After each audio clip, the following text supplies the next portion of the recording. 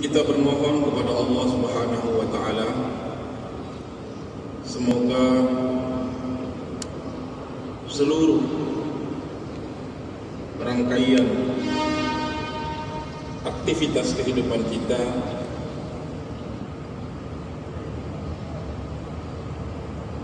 dinilai sebagai amal ibadah oleh Allah Subhanahu wa taala, dan insyaallah akan menjadi bagian yang dapat memperberat timbangan pahala kita di hari akhirat nanti. Untuk itu kita mencoba melanjutkan kajian ini dengan memohon sekali lagi kepada Allah agar kajian yang kita laksanakan pada sore hari ini ba'da salat asar juga dinilai sebagai amal ibadah yang bisa melahirkan pahala kebaikan.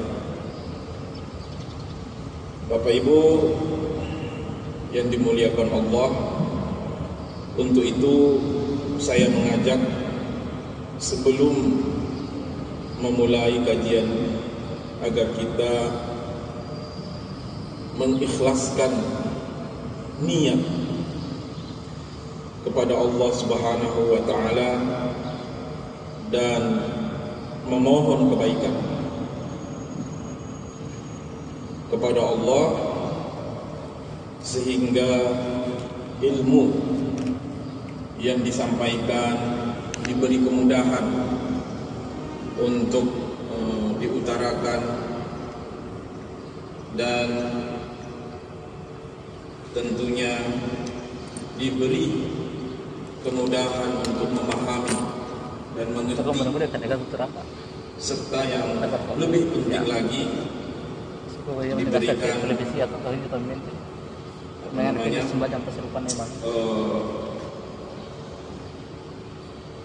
kemudahan untuk mengamalkannya dalam kehidupan keseharian kita insyaallah. Baik Bapak Ibu yang dimuliakan Allah, hadis yang akan kita bahas pada sore hari ini yaitu hadis yang kelima. Hadis yang kelima ini diriwayatkan oleh Ummul Mukminin Ummi Abdullah Aisyah radhiyallahu anha. Jadi hadis ini yang akan kita jelaskan, yang akan kita sampaikan dan yang akan kita kaji adalah sebuah hadis yang diriwayatkan oleh seseorang yang bernama Aisyah. Siapa Aisyah itu? Beliau diberi gelar Ummul Mukminin. Kemudian kunyahnya yaitu Ummi Abdullah, salah satu istri atau salah satu wanita yang dinikahi, yang dijadikan istri oleh Rasulullah sallallahu alaihi wasallam. Hadisnya cukup pendek. Imam Nawawi memberi judul Ibtal al-Munkarat wal Bidah.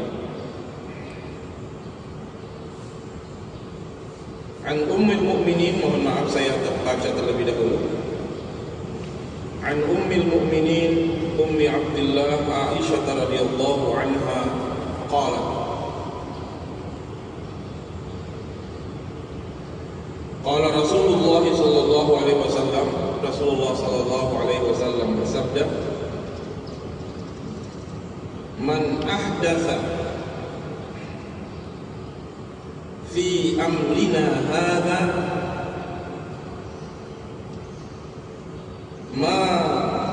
laisa minhu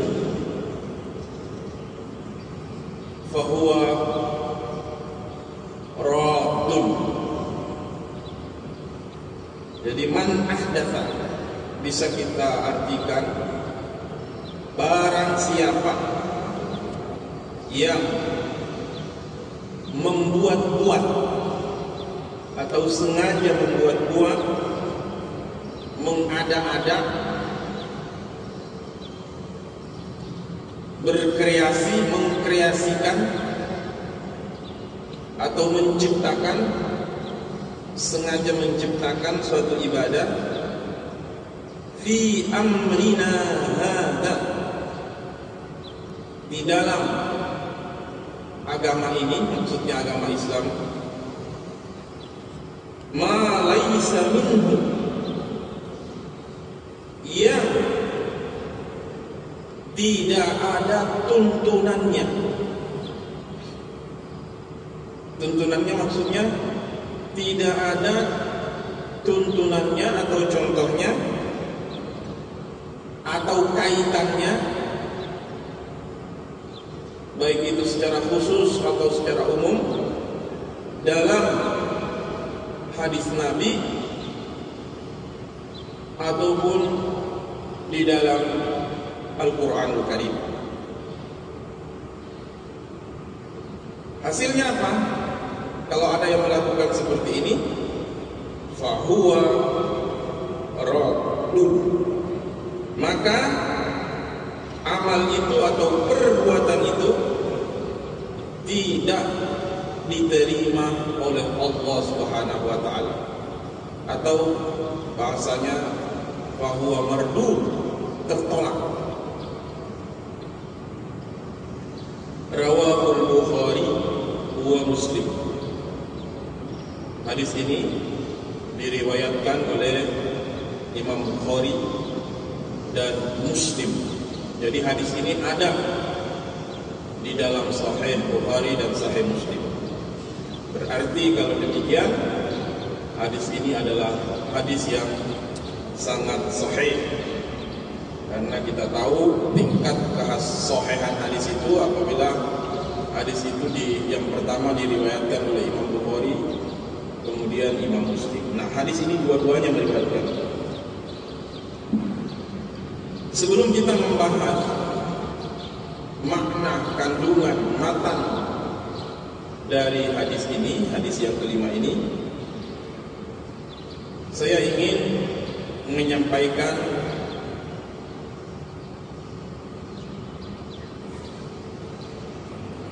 profil tentang Aisyah radhiyallahu anha. Meskipun sebenarnya sudah beberapa kali kami sampaikan, ya, beberapa kali, beberapa kesempatan kita mengkaji riwayat hidup Sayyidah Aisyah Ummul Mukminin. Yang pertama,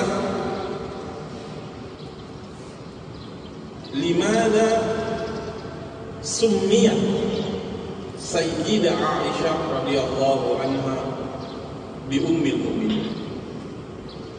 Kenapa Aisyah dinamai Ummul Mukminin?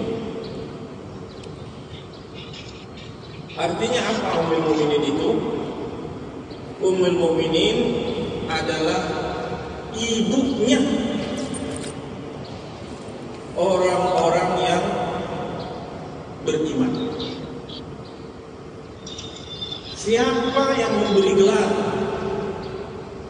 Aisyah ini sebagai Ummul Mukminin?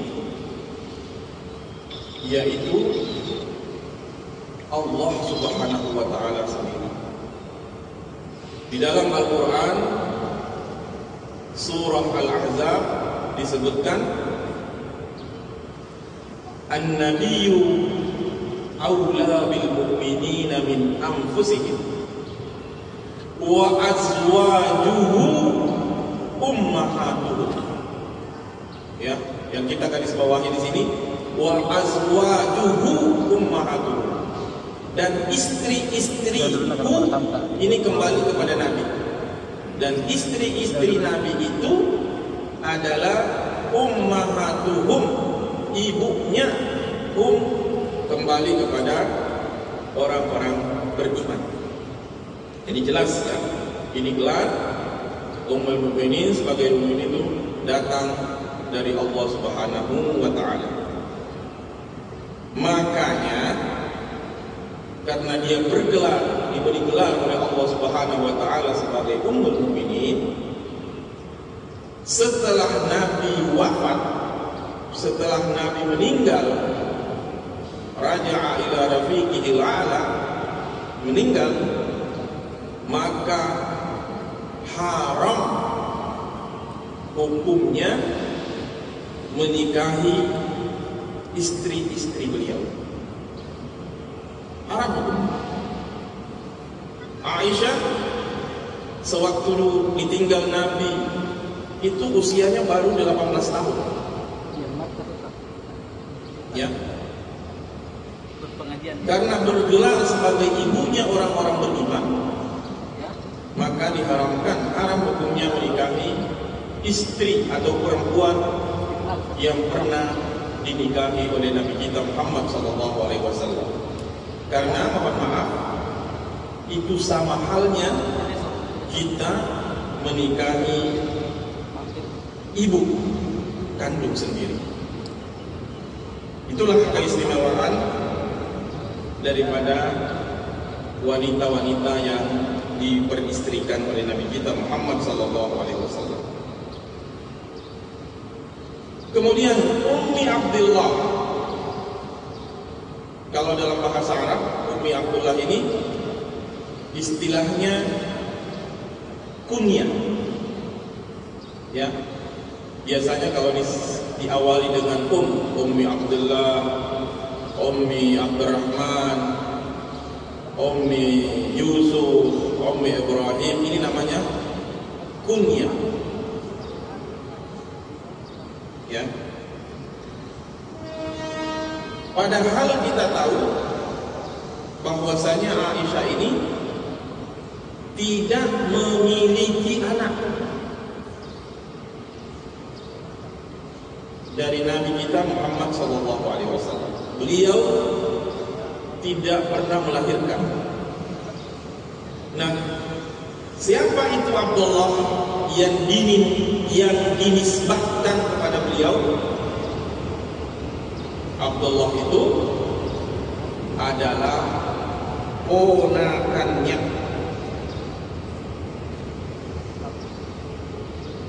Dan Aisyah juga diakui sebagai istri yang paling afdal, yang paling mulia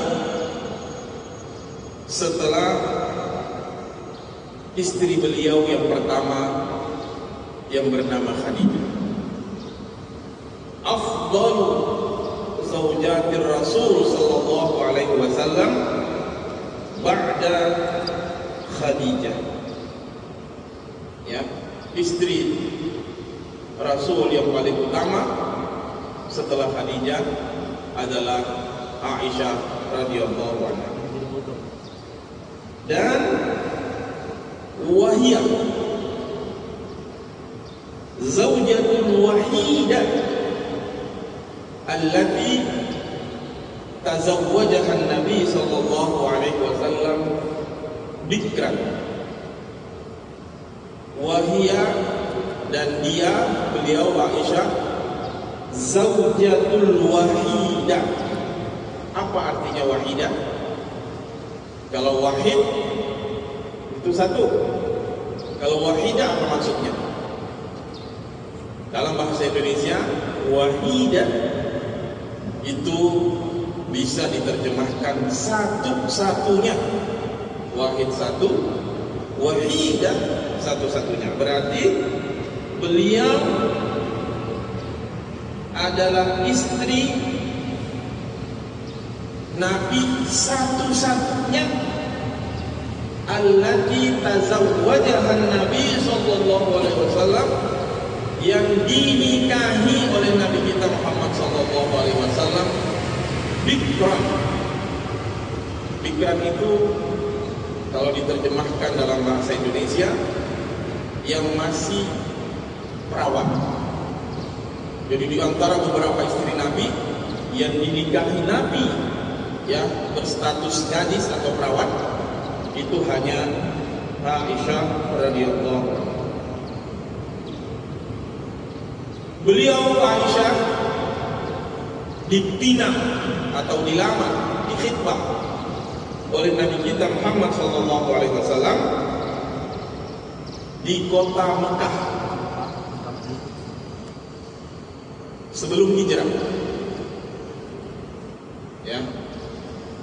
Dan serumah dengan Rasulullah sallallahu alaihi wasallam setelah hijrah ke Madinah pada tahun pertama Hijriyah, pertama hijrah di bulan Syawal. Dan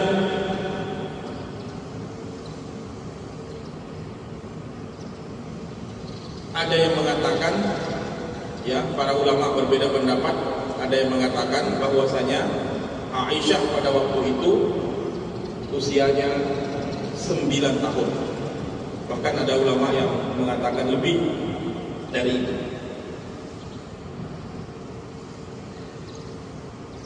Jadi Aisyah serumah oleh Nabi setelah beliau hijrah ke Madinah pada tahun pertama hijrah di bulan Syawal.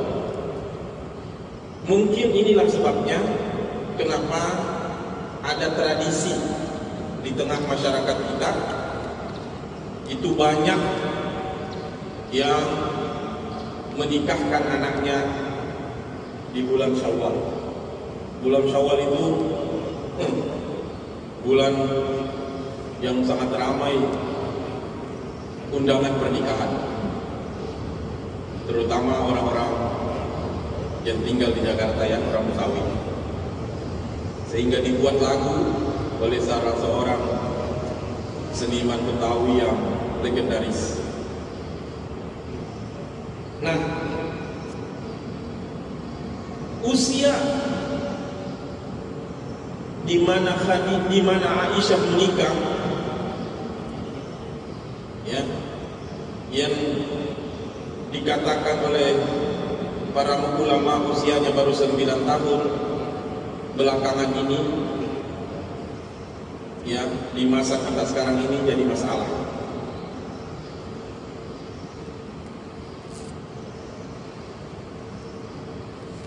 Banyak orang yang tidak punya latar belakang keilmuan yang menyamakan masa Rasulullah SAW dengan masa kita sekarang ini. Itulah pentingnya kita belajar, ya, ilmu sosiologi antropologi. Biasanya antara pulau di Indonesia, ya, di Pulau Sulawesi, Pulau Sumatera, Pulau Kalimantan, Pulau Jawa, usia pernikahan itu berbeda-beda. Kalau di Pulau Sulawesi, usia pernikahan itu lebih tinggi dibanding di Pulau Jawa. Di Pulau Jawa biasanya cepat anak-anak gadis itu dinikahkan. Ya. Tamat SMP, SMA sudah dinikahkan. Tapi kalau di luar Pulau Jawa, ya, itu biasanya nunggu sampai kuliah S1, kemudian melanjutkan S2, taruhlah S1 22 tahun, S2 sampai S3 mungkin usianya di bawah 30 tahun, bekerja, baru menikah. Kemudian masyarakat perkotaan dan masyarakat pedesaan itu tidak sama usia menikahnya. Jadi Bapak dan Ibu jamaah Masjid Istiqlal, tidak bisa kasus ya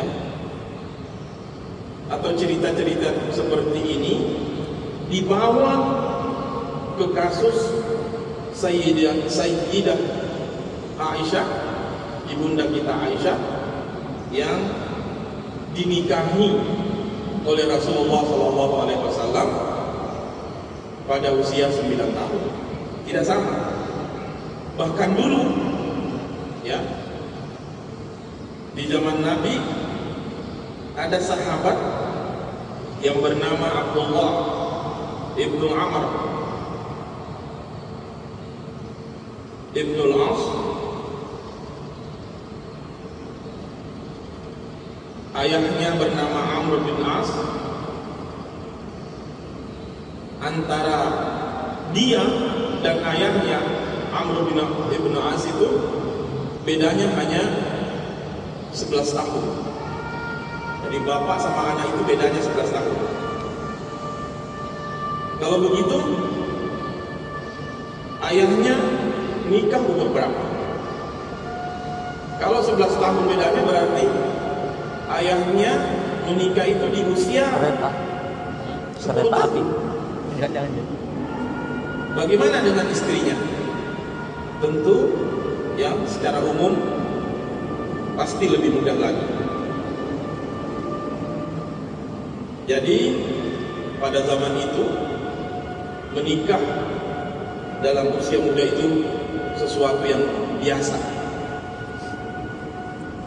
Bahkan ya salah satu Syekh Azhar, ya, Imam besar Al-Azhar tahun 1973 yang bernama Syekh Abdul Halim Mahmud, termasuk orang yang menikah di usia muda.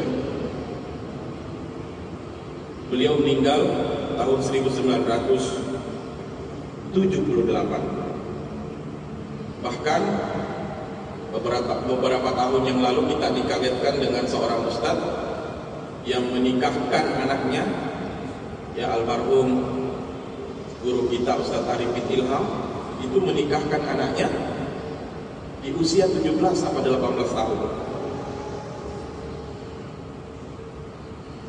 Karena sebenarnya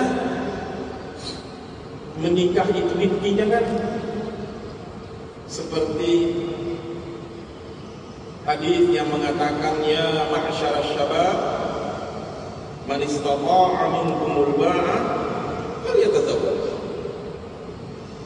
Barang siapa yang sudah memiliki kemampuan, hendaklah menikah. Wa man lam yastati' fa 'alaihi bis-shawm. Siapa yang belum memiliki kemampuan, maka banyak-banyaklah untuk berpuasa. Nah, ketika Nabi meninggal, ketika Nabi wafat, Aisyah itu usianya baru 18 tahun. Dan setelah Nabi meninggal, beliau hidup selama 40 tahun. Berarti 40 tahun tambah 18, usia beliau waktu meninggal 55 8 tahun.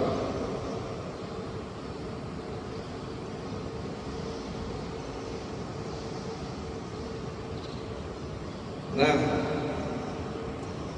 beliau sewaktu Rasulullah SAW wafat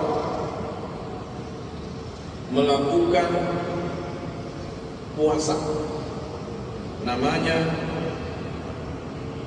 Shaumud Dahar. Kalau yang kita kenal puasa itu kan puasa Senin Kamis, puasa Nabi Daud, selang-seling. Kalau Aisyah ini Shaumud Dahar, puasa sepanjang hari. Kenapa? Para ulama ada yang mengkhususkan, ya, membolehkan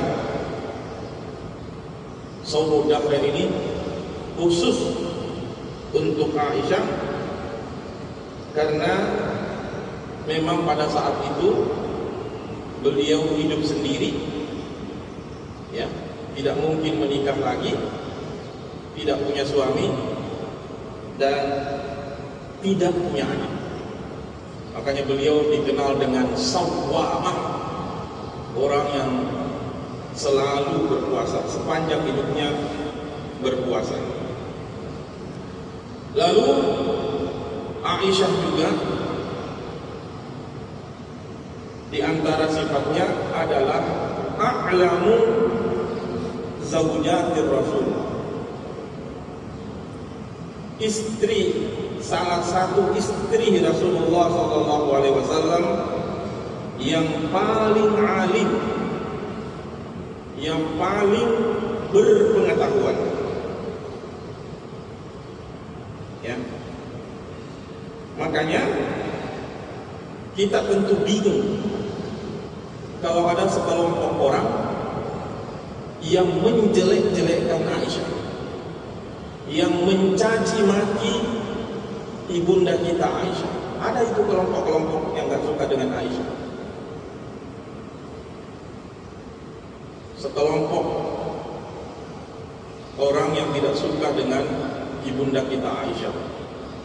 Mereka menuduh bahwasanya Aisyah lah yang meracuni Nabi sehingga menyebabkan Nabi kita Muhammad SAW meninggal dunia. Nauzubillah. Ya. Karena bagaimana kita tahu kehidupan Nabi di dalam rumah tangganya itu kalau tidak lewat Aisyah yang meriwayatkan banyak sekali hadis. Bagaimana Nabi itu mandi, bagaimana caranya Nabi berwudu, bagaimana Nabi tidur, bagaimana Nabi di kamarnya dengan keluarganya, bagaimana Nabi melakukan sholat malam, ya. Itu hanya bisa diriwayatkan oleh istri beliau, yaitu Aisyah. Sahabat-sahabat yang lain yang banyak meriwayatkan hadis itu tidak bisa, karena bukan orang yang ada di sekeliling Nabi, ring satu, seperti Abu Hurairah. Nggak bisa dia masuk ke dalam rumah Nabi seenaknya. Begitu pula sahabat-sahabat yang lain yang bisa meriwayatkan hadis tentang hal-hal yang sifatnya pribadi, itu adalah istrinya. Nah, Nabi meninggal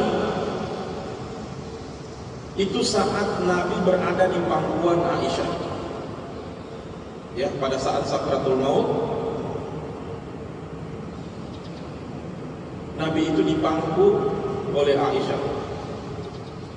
Melihat Nabi, ya, dalam keadaan sakratul maut, mulutnya itu goyang-goyang seakan ingin bersiwak, membersihkan giginya. Nah, saat itulah yang terakhir kalinya Aisyah mengambil siwak, lalu digigit siwak itu, digigit-gigit, kemudian dipakaikan siwak kepada suaminya, Nabi kita Muhammad SAW. Jadi air liur Aisyah itu terakhir kali menyatu dengan mulut yang mulia Nabi kita Muhammad SAW.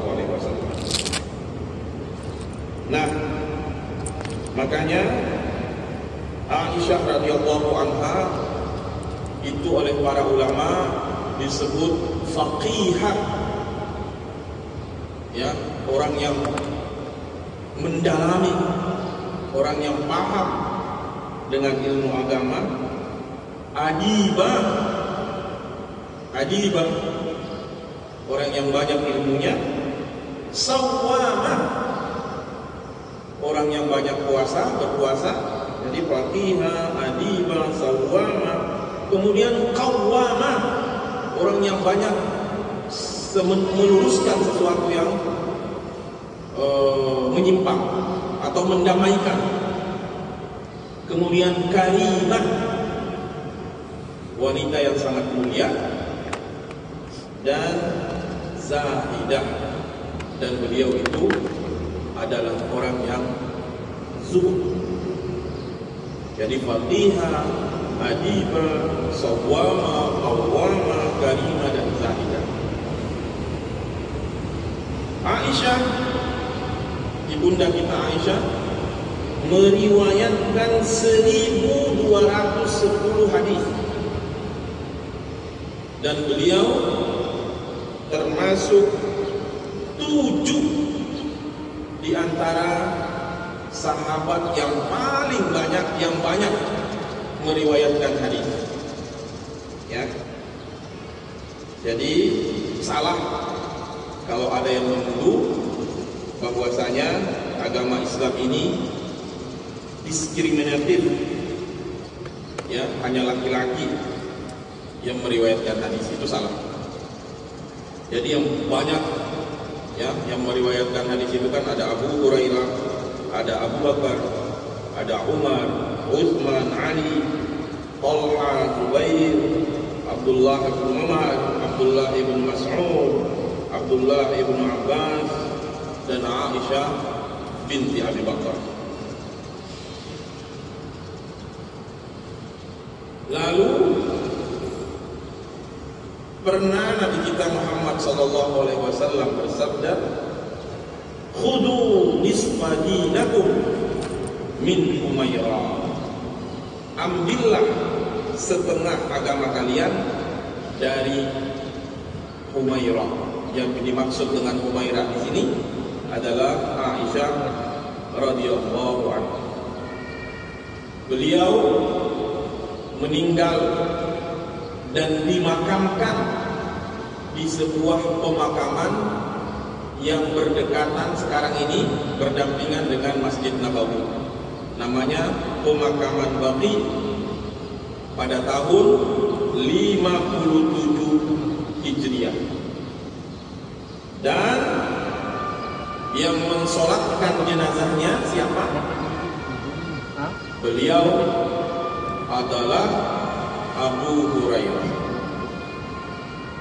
Siapa nama aslinya Abu Hurairah? Abdurrahman bin Sakhar Ad-Dusi.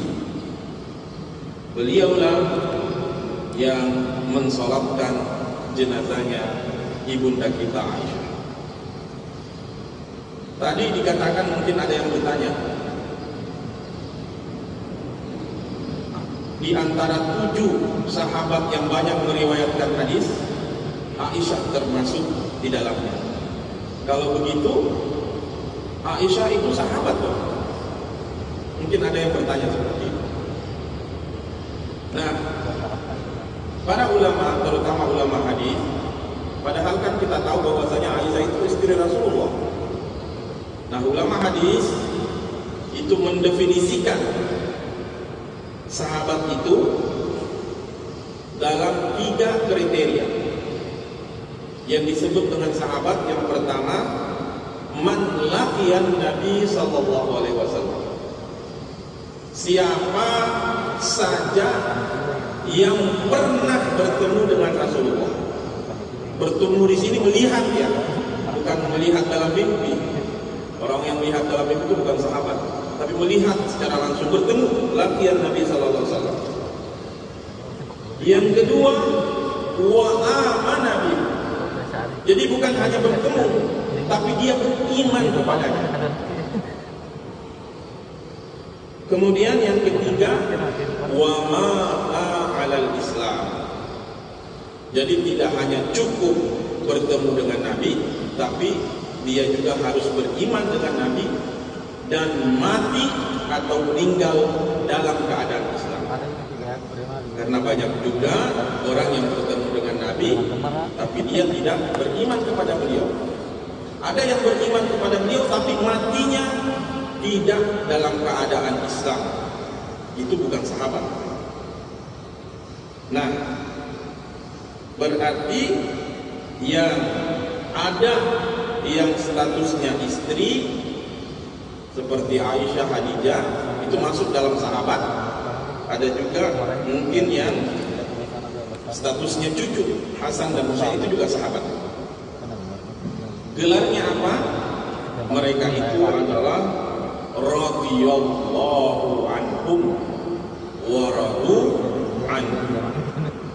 Radhiyallahu anhum, Allah meridai mereka, dan mereka pun wa radu anhu, dan mereka pun ridho kepada Allah Subhanahu wa taala.